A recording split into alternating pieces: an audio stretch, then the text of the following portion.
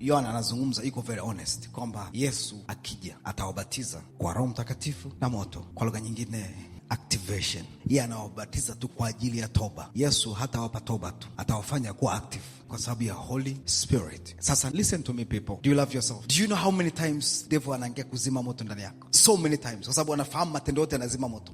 You understand guys? Ndio maana mimi na waangaliaga watu. Mungu anaweza kumuinua akasikia moto. Ukisikia fire ndani yako na ukasikia active kwa Bwana. Mimi nakwambia katika kitu uhitaji kingine kwenye maisha yako ni hicho. Unahitaji kukuza hicho kitu tu. Wewe ni mtaji kuliko hela, kuliko anything. Kwa sababu kumbuka, ukikikua hicho kitu, chochote kinachotumbukia kwenye moyo wako hivi, you will see the difference. Watu wa Bwana. Na unajua devil kila siku anaua maisha ya watu. Na watu wengi wafahamu kwa nini kuna umbea kwenye kanisa. Fire inawindwa. Kwa nini kuna dhambi? Fire inawindwa. Ukisikia sijui matatizo yako yanaua moto, anything inachoua activation ya Mungu ndani yako, ni dalili kabisa devil anajua you will never function as a human being without the fire of the Holy Ghost. You will never love God. You will never walk in holiness without the fire of the Holy Ghost. Kwa sababu the fire ndio inakusaidia kuwa active in God. Na ndio maana ukiusikia huo moto unafahamu. Kuna mtu anasikiaga moto mpaka anaanza kulia. You know those things, right? You feel the fire of the Holy Ghost kiasi kwamba you feel like crying. Like even now nikitaka nikurudia tons of fire, utachondoka hapa ni kulia tu kesho siku inayofuata. You don't know what to do because of that fire. Because your love to God inakuwa too much. Sasa watu wengi wanashindwa kurelate that fire na mafanikio ya maisha yao. Kwa sababu that fire imekuja kukusaidia. Whatever kilichokufa ndani ndio kinaanza kuwa active sasa. Ndio maana angalia, hamu ya kufanya biashara inakuja. Ndio wiki hiyo utasikia mtu anakupigia na kwambia atafanya biashara. Ikizima huo moto, hiyo discussion inaisha. Wakristo wa Jumatatu na Jumatano different. Hamjanielewa. Jumapili siku nakuaga na ibada. Wakristo wa Jumatatu na wa Jumatano na wa Ijumaa. Wa Ijumaa ndio usiongelee kabisa. Sio unaelewa ninachokisema watu wa Bwana. Wa Ijumaa ni kabisa yani sio unaelewa ninachokisema watu wa Bwana. Nini kimetokea? Kwa sababu watu wengi sana wafahamu katika ulimwengu wa roho, what you guys you receive ni more activation katika ulimwengu wa roho. Kwa sababu do you know kwamba the more unapokuwa active, ile the fire inapozidi kuongezeka ndani, so the more your functionality as a human being inabadilika. Uwezo wako wa kufanya vitu na confidence yako katika kufanya vitu inabadilika. Kwa sababu anointing kazi yake ni kukufanya ufanye, but fire ni kukufanya even you can dare to do it, even to dare to wake up na kusema I am going to that fire. Anointing ndio inafanya kile kitu sasa kinafanikiwa. Anointing ndio inafanikisha kile kitu. The fire, kwa sababu fire ina operate within you. Fire is like kama umeme in your house. Unaweza kuwa na bando la internet la MPS 40 and speed ya internet nyumbani kwako, router, but without umeme huwezi kufanya chochote. Inamaanisha kwamba the anointing is not enough, kwa sababu activation ya Mungu ndani ya Mkristo ni the fire that you receive, and the fire that you receive every day. Let me shock you, the only thing unachokipokea kwenye maombi cha kwanza ni fire, activation. Ndio maana ukitaka kufahamu kwamba unakuwa active kiasi gani, angalia ukiomba. Kama ukiomba masaa mawili, mimi ningekuwa wewe, mimi kuna kipindi kwa na struggle kuomba masaa mawili. Sasa nikiwaambia hivi vitu wengine mnielewi, mimi nisha struggle kuomba masaa mawili kwa muda wa miaka miwili. Yaani wana nikikatiza naweka mpaka na clock mbele, you know clock. Alafu nakutana na mejant, kuna kijana mmoja tu Aaron, tulikuwa tunaenda naye mahali kuomba. Anaomba, nyie mnalala, mnaamka anaomba, tunashikwa na hasira. So what is going on here? Kwamba sisi tuna matatizo gani hatuwezi kuomba kiasi hichi? 1 hour ikiisha kila kitu kinakata. For 2 years. Afu baadaye nikajikubali na hali yangu. But ukija kwenye kufanya kazi yoyote, the same person wanaomba masaa mengi, they are struggling kwenye kufanya kazi. Sasa tatizo halipo kwenye moto wa lisali moja ukiweza kutunza na ukaongeza kesho lisali moja na kesho ukaongeza lisali moja, na mtu anaomba masaa 8 kila siku, lakini akitoka pale anaishi tu anyhow. Wewe na uhakika wewe umefanikiwa zaidi katika ulimwengu wa roho kuliko yule mtu, kwa sababu chochote unachokipokea, au mtu anayeomba tu anajua anaomba tu kwa stress. Unajua kuna watu karamashaka, you know those things, people they pray but in mindset zao ziko very far, karamashaka huku si ndalipa ada, you know those people ni watu ambao anakuta katika masaa 8 aliyoomba amefanikiwa kuomba masaa nusu saa. The only maombi aliinvest nusu saa. Ujakuta mtu ameingia ofisini kuanzia mpaka jioni. Activation ya kwenye ofisi, tangu amekaa kwenye ofisi, Instagram haijamwacha salama, TikTok haijamwacha salama. Mimi nakwambia kuna wanaume na wababa ukiwasikia habari zao. Kuna baba alinifuata ana shida ya ana addiction ya TikTok. Maana yake ofisini akishaka focus inapotea. Kwa siku nzima masaa 10 anafanya kazi 1 hour. Yaani maana yake muda wote atakwambia yuko busy. Yuko busy for what? To be in the office doesn't mean you are working there. Unafanya kazi. Unaweza kuwa ofisini for 10 years but kihalisia umefanya kazi 1 hour. Sasa hii inamaanisha kwenye Kristo is the same thing. You can fast for 3 days but kihalisia fasting pekee ulifanikiwa in 2 hours, in 3 days. Kwa nini nawafundisha hivyo? Sasa nataka muwe sensitive kwenye ulimwengu wa roho. Sijawahi kuelewa mtu anaomba siku 3 amefunga, afu akimaliza pale hamu ya kumpenda Mungu haipo, na anakata tamaa siku hiyo yote tena. Yani the moment amaliza maombi, kesho amekata tamaa. You ask yourself, huyu alikuwa anaomba au anaombewa? I see. Moja ya kitu kibaya ni kwamba tuna Wakristo wengi ambao hata Ukristo wenyewe they don't take care well. Umefunga siku 3 ujala, but umeamaliza maombi ndio become so weak. Yani unajisikia mpaka vibaya huko ndani, unajisikia kukata tamaa, unajisikia kulia, afu anatafuta revelation. Namna revelation maana yake ukufanikiwa kupenetrate kwenye ulimwengu wa roho.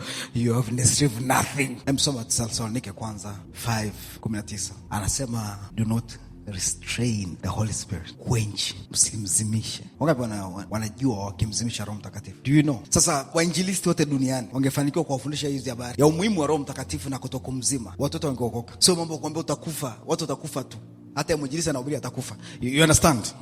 You need to understand the people. Mungu hafanyi kitu nje yako. Mungu anaweka vitu ndani yako kwanza. Alright? Anything about him anaikika ndani yako kwanza. Uweza wote hauji nje, uweza wote unakuja ndani. Na unatakiwa uidentify umeupata. Bila kugundua umeupata huo uwezo, pia uweze kufunction. Inamaanisha unaweza kuwa mkuu wa mkoa umeteuliwa na rais, basi kujua mkuu wa mkoa kazi zake nini na mamlaka yake. Haijalishi ni mkuu wa mkoa kiasi gani. Unaweza kukaa sehemu na ukashindwa kufanya kazi. Katika ulimwengu wa roho, Roho Mtakatifu tunavyompokea watu wa Bwana, Roho Mtakatifu ni moto. Na maana kwa sababu ni moto unawatusaidia sisi kumtamani Mungu. You know, kumpenda Mungu, na unatusaidia kupika anything kinachokaa ndani yetu. Kwa the moment unamzimisha Roho Mtakatifu, ndio unaanza kujisikia kufa. Nisikilizeni kanisa la Bwana. Wakristo wana akili sana. They are most smart people on earth. Cha kwanza wamempokea Yesu Kristo. Hiyo ni smart move. Kumpokea Yesu Kristo ni akili. Yani apati na neema, hiyo ni akili, ni good decision. The best decision, quality decisions. Kama umempokea Yesu Kristo, you know,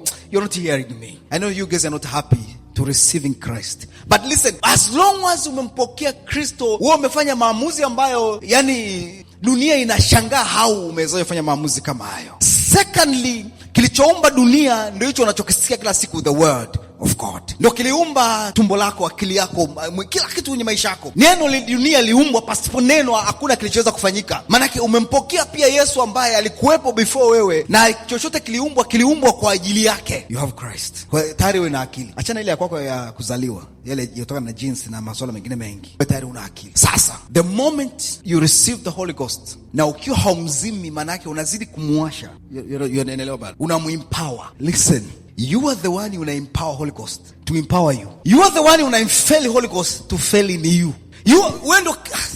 Okay. Holy Spirit anakutegemea kuliko unapozani. The moment unapoishi tembea kwenye njia za Bwana na kumpendeza Bwana na kufanya kazi ya Mungu kama Mungu anavyotaka, wewe na uhakika unamsaidia Holy Ghost, unamempower Holy Spirit to empower you. The moment unaenda kinyume, unamzima. Kwa lugha nyingine unajizimisha mwenyewe. You are the one unamempower Holy Spirit to be most powerful spirit in you, because the Holy Ghost is so powerful. Wangapi wanafahamu gari na speed ngapi? There's gari yenye speed mwisho duniani ngapi? Na speed 450, right? Lamborghini Urus. Sasa imagine gari na speed 450. Ile gari ina power ya speed 400, maana yake ina uwezo wa kukimbia speed. Maana yake ile gari ina precision na unakimbizana. You're not hearing me. Kwa sababu precision itamzidi tu kwa 50 kwa sababu inakimbia speed 500 ATR. Bombardier na 600. Sio ninacho kusema. Haijalishi gari na speed kiasi hicho. You are the one una empower your gari to iona nguvu yake. Yenyewe inakufuata wewe. Hiyo gari ina power, maana yake ina engine kubwa ya kukimbia speed zote unazotaka. But anaicontrol hiyo gari kimbie, sio gari yenyewe. Is a human being. Ndege ina speed ngapi? The best in mpaka kilomita 1000 kwa saa, right? But hujawahi kuona rubani akaendesha speed hiyo yote. Wengi wanafika 900, wanaacha na 100 hapo. Sio ninachosema, maana yake ndege kubwa zinakimbia mpaka speed 900 kwa saa. Sasa imagine ana empower ile ndege mpaka inafika speed. Sio ndege yenyewe. Ndege tayari ina hiyo power ndani ya kukimbia kilomita speed yote. Haijalishi how powerful ndege iko, anaicontrol ile power ni mwanadamu. Are we together? Mwanadamu is so powerful. Ana control anything in this world, watu wa Bwana. In your spirit, Holy Spirit, hata kama anakimbia speed 5000 kwa saa, you are the one unamempower akimbie at least 700 km/h. Kanisa la Bwana mmeshindwa kujua technology ya ulimwengu wa roho. Ndio maana watu wengi sana wanaishiishi tu anyhow, wakifikiria wamebaki tu Mungu nisaidie kwa rehema zako. Rehema zinaweza zikakusaidia, but utafika umechoka, watu wa Bwana. But haki, sikiliza, haki itakufikisha haraka na itakufikisha uzee wako hujapinda na mgongo. Unaelewa ndio kusema rehema za kuomba kila siku, ishi kwa rehema na mgongo utapinda. Nisikilizeni kanisa la Bwana, Mungu akusaidii kwa rehema, Mungu anakusaidia kwa haki. Ndio maana akasema sisi, Roho Mtakatifu anatuaminisha, anatuambia sisi ni wana wa Bwana. We are the son of God. Tuna haki, ni wenye haki wa Mungu. Tulikombolewa sio kwa damu ya mwanadamu, bali kwa ajili ya mapenzi yake. Nisikilizeni kanisa la Bwana, haijalishi Holy Ghost anaweza kahili, you are the one you are empowered to heal. Haijalishi Holy Ghost anaweza kanifitumia mimi to release whatever I release. I am the one I empower Holy Ghost. Inamaanisha ninaweza nikapunguza speed ya Roho Mtakatifu for my action too. Naweza nikapindisha speed ya Roho Mtakatifu kwa sababu ya tabia zangu. Naweza nikafupisha speed ya Roho Mtakatifu kwa sababu tu ya kutokumtii Bwana na kuishi maisha tu anyhow. Linda sana moyo wako kuliko vitu vyote ulindavyo, maana ndipo zitokapo chemchem za uhai. Maana uhai unaotegemea haupo ofisini kwako, watu wa Bwana, haupo in your business. Uhai uko ndani yako, kanisa la Bwana. The more fire, the more activation. The more unakuwa ndani ya Bwana, hamu ya kumpenda Bwana inapozidi kuongezeka, ndio unazidi kumsogelea Bwana. The more unapozidi kumsogelea Bwana, ndio the more unazidi kumtii Bwana. You cannot be close to God then usimobey Bwana. Kiu yako ikiwa nampenda Bwana, Mungu akikwambia turn left, you turn left without question. That's the how love is. Ndio maana inaitwa Bwana. Tafute mke, mume akimwambia tunaamka hivyo, anambia usiombe. Kwa nini? You understand? Are we together? Unajua mwanamume akifundishwa maana ya kuwa mwanaume mbele ya mke wake, mwanamke anaweza kaja question kwa nini aliolewa. Ukienda kwenye nchi ambazo wana criteria za wana tabia za Wayahudi, yani ile nature ya agano la ile ya kipindi cha kina Musa ijafa. Unafahamu hizo nchi? Unazijua, right? Na watu wengi wanafikiria ni mateso. Ni mateso kwa nchi zingine. Kwa mfano, nchi ambazo wanakandamiza haki za wanawake kama Afghanistan, huruhusi kutembea zaidi ya kilomita 1 una mwanaume. Maana kuna range umepewa kutembea mwenyewe. Huruhusi kuongea in public. Sasa wale wanakandamiza haki za wanawake, which is not good, right? But ukienda kwenye nchi za Arab countries, a man is like a lord. Lakini angalia Waarabu pia, ambao Waarabu naturally kuna asili. Unajua, unafahamu the word Quran wenyewe wameifuata ile nature kabisa akina Moses. Wenyewe wamechukua ile, hawajabadilisha lifestyle. Kwa sababu unafahamu ukisoma Quran maana yake most of the vitu viliandikwa ni tunavita si agano la kale, ndio vimeandikwa kule. Maana yake vimeandikwa, most of things vimeandikwa kule. Na Moses ameandikwa yupo kule, watu wa Bwana. Nimepata nafasi ya kusoma kidogo. Katika ulimwengu wa hiyo, maana yake unamaanisha wenyewe walitoka na ile nature kabisa. Yaani ile hawakuitoa, hawakuichange, hawakuibadilisha. Maana yake kila mtu amekaa kwenye position yake. Anasema nawakumbusha mchochee nini? Karama ya Mungu ndani yako kwa kuwekewa mikono yangu. Good news akasema, for this reason I remind you to keep alive the gift. Angalia sentence, to keep alive the gift. Angalia gift zilizozungumzwa kwenye Biblia. Alafu kwenye Amplified akaandika, that's why I will remind you to stay up, rekindle, fan of the flame, keep burning, gift of God. Good news akasema, keep alive the gift that God gave you when I laid my hands on you. Anasema hivi, nilipokuwekea mikono, zile gift ulizozipokea, keep alive. Sasa watu wengi sana wakisoma the word uchochee karama, wengi hawafahamu the word karama ni gifts, ani zawadi kwa Kiswahili. But kuchochea karama, wengi utasikia wakizungumza ni kuitumia ile karama isife, which is very wrong. Kwa sababu kuna kitu kinaifanya karama iwe active. There is something makes your gift to be active in spirit. Huko mbele Mungu atusaidie atupate technology ya kuchora na maandiko, na huko AI tusaidie tunapozidi kwenda. Tulikuwa tunaongea, kuna mtu anaelezea in details. Tutaenda kama engine ya gari. Kwa sababu unajua ninafundisha kitu ambacho nakiona ndani yako. But namna sasa naweza nikakueleza ukanielewa. Nadhani tunatakiwa tufike kwenye technology ya juu sana. Na tuombeeni. Mimi nataka ifike huduma tu tata technology, the best technology ya kufundisha ambayo inafundisha with the informations ambazo ziko deeper. Yaani maana tunazungumza kitu ambacho kina image kutokana na utu wako ndani. Kama madaktari wanafundisha watu wamewapaswa, na sisi tutakufundisha hivyo. Kwa sababu I think mnanielewi. Yaani unajua watu wengi wanafikiri Ukristo ni mambo ya kwamba Yesu napokea afu Ukristo ni technology, ni connection ya hichi na hichi na hichi na hichi na hichi. Do you think mguu wako unafanya tu kazi? Mguu wako unafanya sawa, ukipiga ni ubongo unahusika hichi kitendo kufanyika. Kwa hiyo ni muunganiko wa vitu vingi sana, mpaka mwanadamu anaweza kaongea, anaweza kafanya akacheza. Mimi nakwambia kuna kimoja kikizimia tu, ubongo ukianza kusinyaa, pancreas na ugonjwa. Unafahamu mtu anaanza kutokuwa active tu. anaanza kutetemeka. Nini? Ubongo unakufa. So unazungumza katika ulimwengu wa roho. Mwili wako ukiuona, hiyo figo yako ina maana, hiyo ini ina maana, sijui ile nini bandama ina maana, shughuli unachosema. Imagine kucheka inausengana nyama. Are we together? Ndio maana ukienda kwa wazungu na disorder kibao. Sasa kwa ulimwengu wa roho pia kuna disorders. Wakristo wana disorders, different kind of disorders. Kuna disorder moja nilikuwa naisikia, nimesahau jina, inamfanya mtu viungo vyake vina dislocate tu, yani mkono unaweza kukaa hivi, unaweza kukaa hivi, afu baadaye tukarudi tu wenyewe. Imagine disorder, na inamfanya asilale, kwa inabidi afanye kazi za kuchora usiku kucha kwa sababu ya hiyo dislocation. Kwa anaweza kaamka asubuhi mguu umegeuka huko nyuma hivi. Disorders. Tunashukuru Mungu tunaishi Afrika. Kuna disorders zijafika. Naziishia huko katika jina la Yesu Kristo. Are we together watu wa Bwana?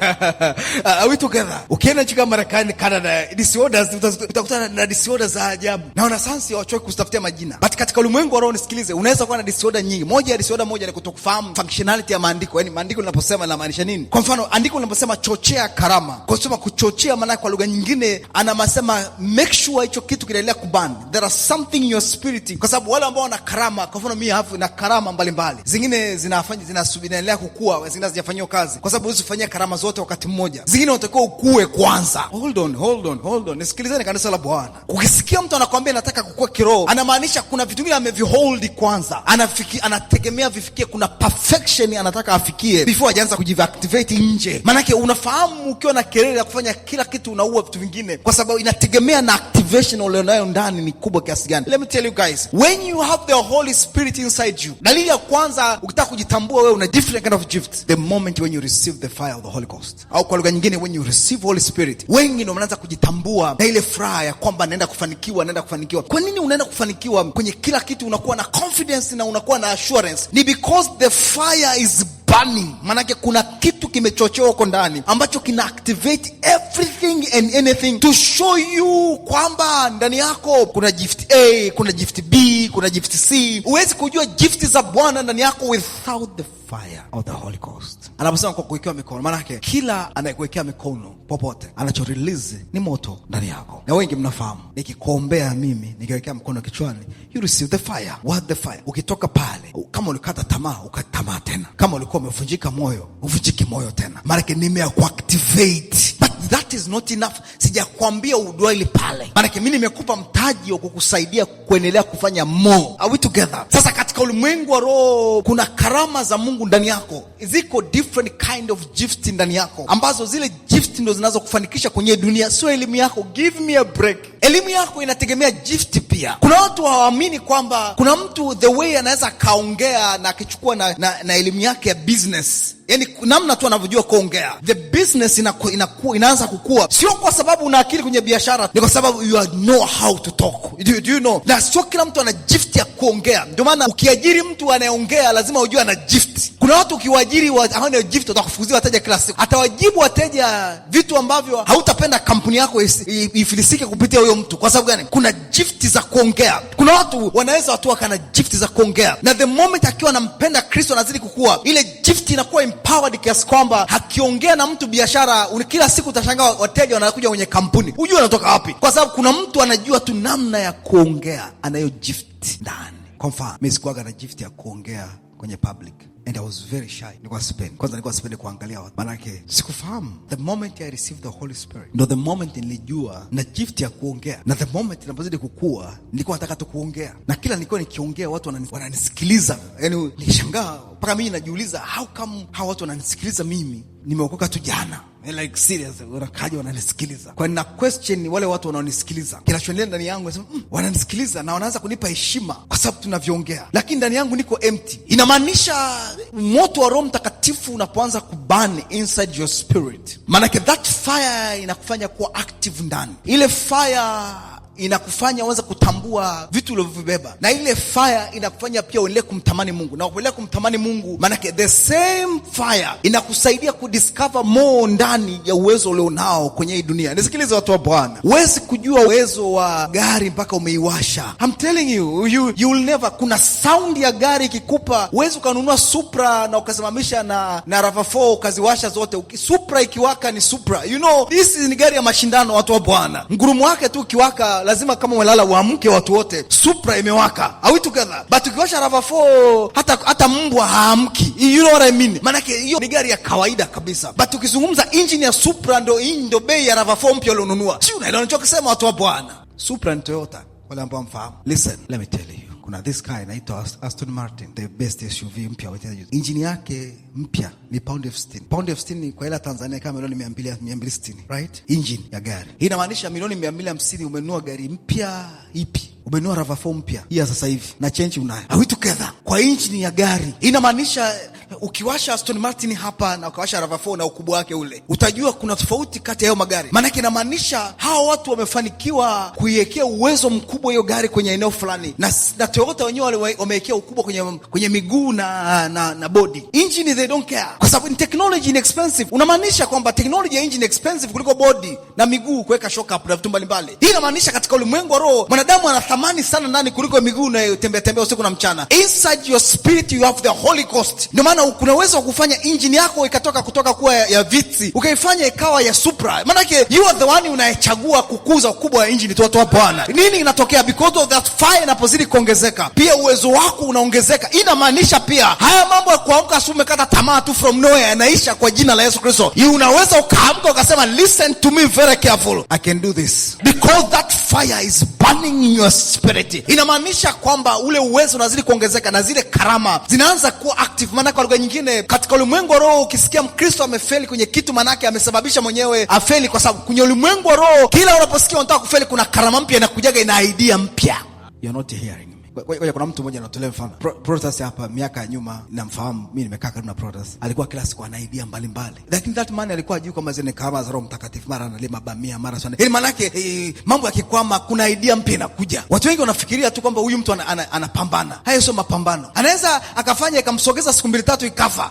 Akiona amekwama pole anakaribia kufa, something come up. New. Sasa unajua sisi viongozi tunapowasikiliza watu, unamsikia anafanya kitu fulani. Unamuelewa, unasema huyu mtu hafahamu uwezo alionao. Hiyo ni karama za Roho Mtakatifu. Na atajua tu kipindi ambacho kwa akitifu kwa Bwana. Na akiwa akiomba na watu kutoka mlimani, ndio utamuonaga hizo idea zinaanza kuja tu. Zinaanza kukimbia nyingi tu, hichi na hichi nakuja. Hiyo kitu ni cha ajabu. Na nisikilize na watu, hata wewe hapo ulipo. Inamaanisha watu wengi hapa mnasikilizaga sauti za idea mbalimbali. But huwezi kuzifanyia kazi. Unajua kwa sababu gani? Kuna karama zinakusaidia kukupa idea za kusurvive siku 3. Nisikilize watu wa Bwana, kwa sababu siku 3 ni za muhimu ili kufikia siku connection ya siku 100 zinazokuja zingine. Sasa watu wengi sana wanazarau idea za siku 3 kwa sababu hawaamini kwamba hiyo siku 3 ukisurvive vizuri, something came up takusogeza siku 200 zijazo. Siku 200 ukisurvive, siku 1000, siku 1000 ukisurvive, 2000 forever. Hapo ulipo sasa hivi kuna hatua ziko mbele yako ambazo kuconnect na hatua zingine zinahitaji hizi hatua zifanyike sawa sawa. Watu bwana nisikilizeni. Hizi hatua ukifakufa kwenye hizi hatua hizi hapa. Hizi hatua ukifakufa hivi, you will never see hatua zingine mbele yako. Ndio maana nisikilize, protect the fire. Kiona umezidiwa, tutafute tulipo, tuwekea mikono watu wa Bwana. Come lala chini mwambie niwekea mikono man of God. Nakaribia kufa huko ndani. Maana yake you understand, ukizima moto umezima your life. Ukizima moto umezima karama ndani yako. Umezima gift watu wa Bwana. Kwa lugha nyingine tutaongea tu vitu ambavyo havi make sense mimi na wewe. But that fire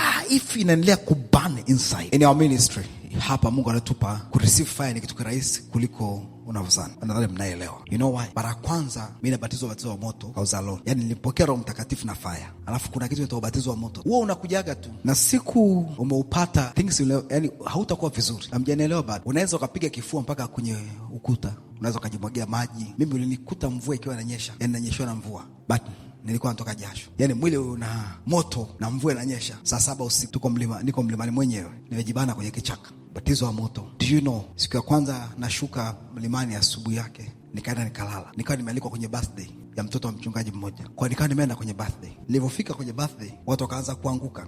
Sasa sielewi nini kinaendelea. Maana kama mimi I'm too confused kwamba nini kinaendelea. Alafu watu wanaanguka vibaya. Wengine wanasema wanachomwa na moto. Kwa ikatokea kama katatizo fulani pale kwa dakika kadhaa. Yule mchungaji akanichukua, akaniambia nenda nyumbani. Kwa nikaondoka nikaenda nyumbani. Sikuwahi kuelewa. Kila sehemu nikiapia mbele za watu, that fire. Nilikuwa naona watu Mvurugo ukitokea watu wanaanguka tu, unakutana na mtu anaanguka tu. Kwa nikaanza kujificha, nikagundua kuna shida kwenye maisha yangu. Kwa nikarudi tena mlimani kumwambia Bwana kuna kitu hakiko sawa. Kwa nikaomba siku 3, ile fire ikazidi kuongezeka ndani, very disturbing. Siwezi kula, nikawa nasikia hali mbaya, naumwa. Ushaye kupata moto wa Roho Mtakatifu kaumwa? Wako watu mmepata hapa, sema mfahamu. Unasikia homa. Kwa lugha nyingine, nguvu za Mungu zinaweza zikaathiri mwili wako wa kibinadamu kabisa. Kuna watu wanasikiaga nguvu za Mungu, mikono yao inauma, mifupa. You feel pains kwenye your bones. Hujai kusikia hicho kitu? Kuna mahali hujafika. Siku ukisikia unasikia moto mpaka uweze kulala siku 3, nataka ufike huko. Hii inamaanisha kulogwa wewe kwenye maisha yako. Utaongea mambo ya wachawi, you'll never discuss such a thing. Si wachawi, mimi na unakemea nguvu za giza. Unajua kwa nini si hatukemea nguvu za giza? Because of the fire. The fire is burning. Nisikilize watu wa Bwana, devil hawezi kuja mahali kwenye moto, kwa sababu popote kwenye moto kuna haki. Maana kuna activation ya Holy Spirit. Ndio maana akasema chochea karama ndani yako. Do you know unaichochea vipi?